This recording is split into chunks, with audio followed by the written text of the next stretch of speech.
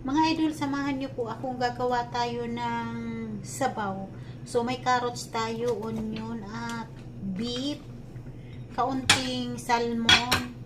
So, may tugi tayo, at mushroom.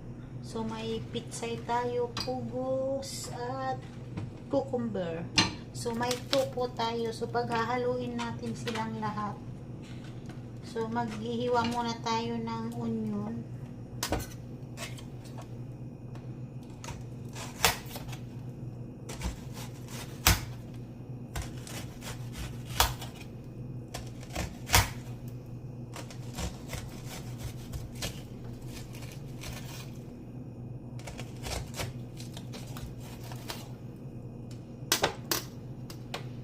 So, maghihiwa tayo ng cucumber.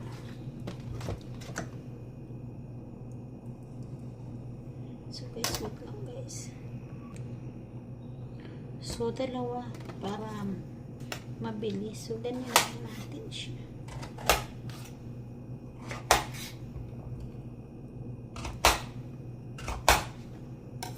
So, ilagay lang natin sa tabi. So, maghihiwa tayo ng tofu.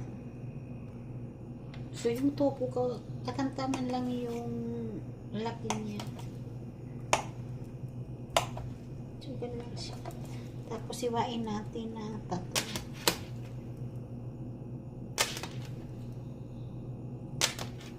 So, ibalik ulit natin sa lalagyan.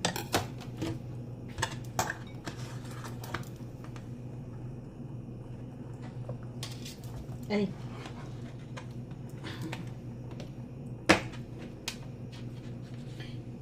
So, mag-aano tayo magpiprepare tayo ng carrots. So, yung carrots, idirin.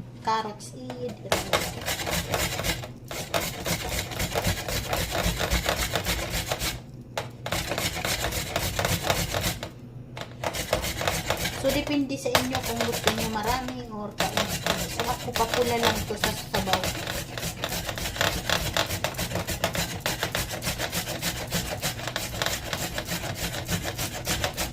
So, ganyan lang siya karami. So, maglalagay tayo ng mantika. So, ilagay natin yung onion. Mix lang natin para hindi masunog.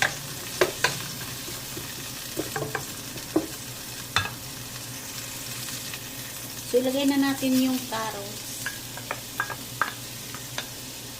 So, i-mix lang natin.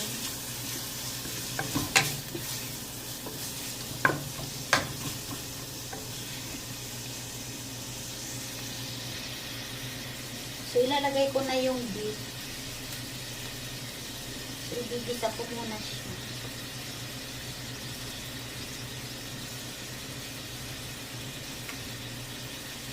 So, hiwalayin natin.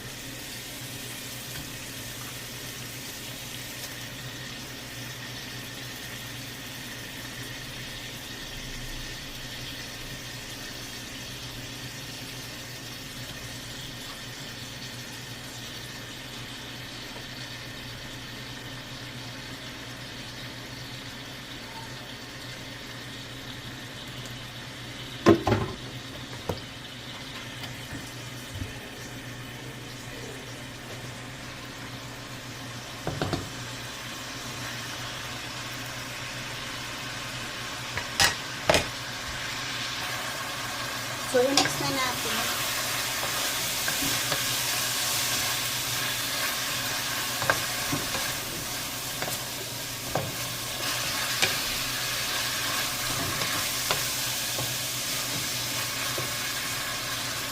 So, lutuin natin siya ng 5 minutes lang.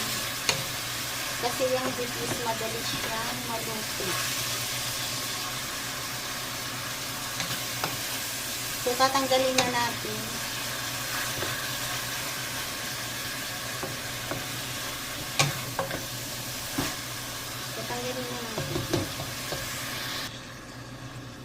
So, tanggalin natin yung beef.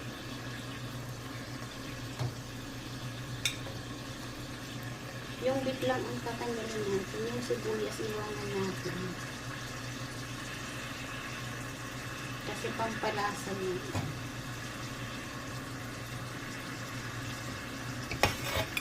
So, ilalagay natin yung cucumber na malaki.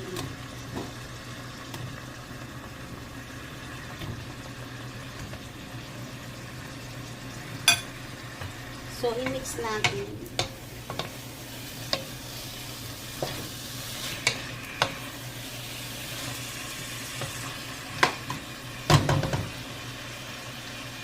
Tapos, yung tainga ng daga, pupus. Sa amin is more. So, ikakat lang natin ulit. So, i-mix na natin.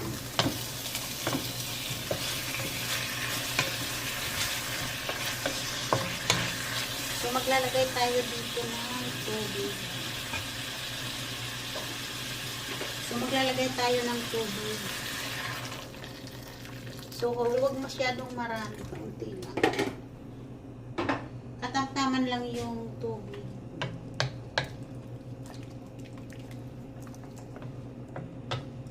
So, papakuluan lang natin siya.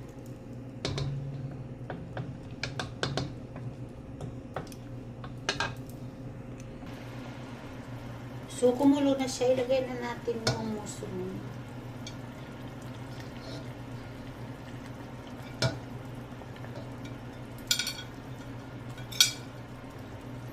So, depende sa inyo kung ano gusto nyong sabaw, kung marami o kaunti. So, ilalagay natin yung tofu.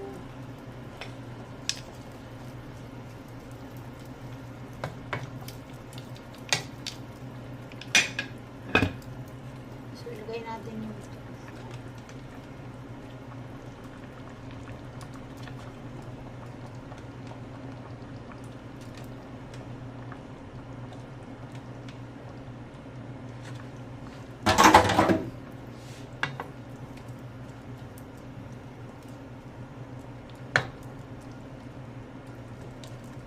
So, ilalagay na natin yung togi.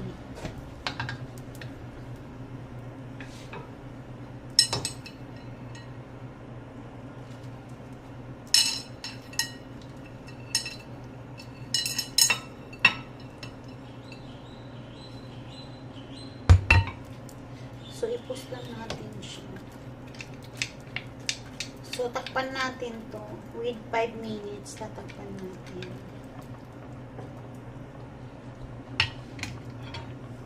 So, takpan natin siya. So, tanggalin na natin yung takip. So, maglalagay tayo ng salt.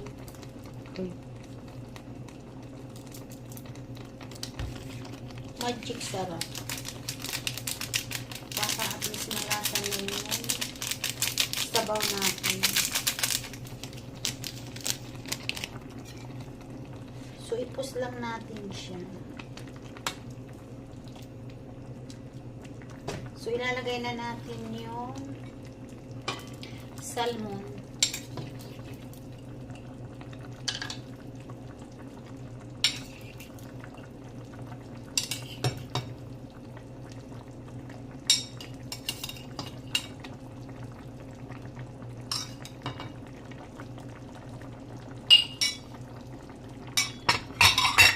So, ilalagay natin yung pizza. So, ikakat natin ng kamay natin.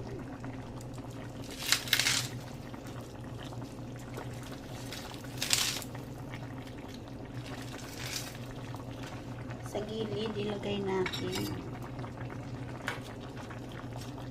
So, ipupus lang natin pala para walang damage na tofu. So, ganun din ito. So, tatakpan natin within 5 minutes para maluto yung gulay.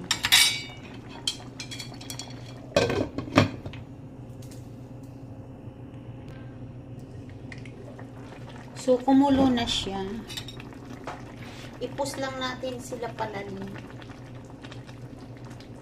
At yung salmon fish, lagyan natin ng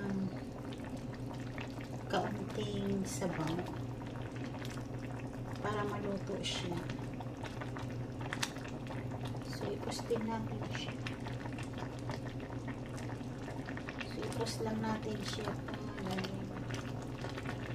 So, next natin, ilalagay natin yung beef.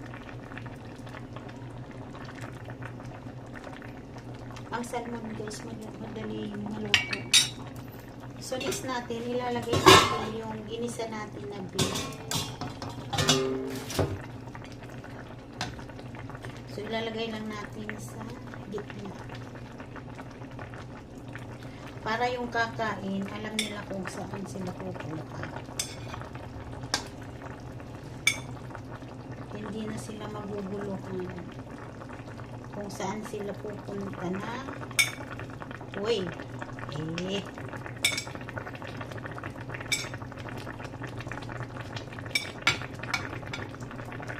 So, ilagay natin yung sabaw at doon yung lasa niya.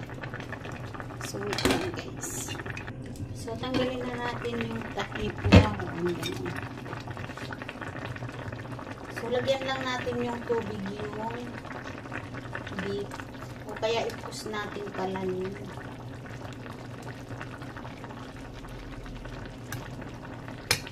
So, titikman na natin kung ano ang result.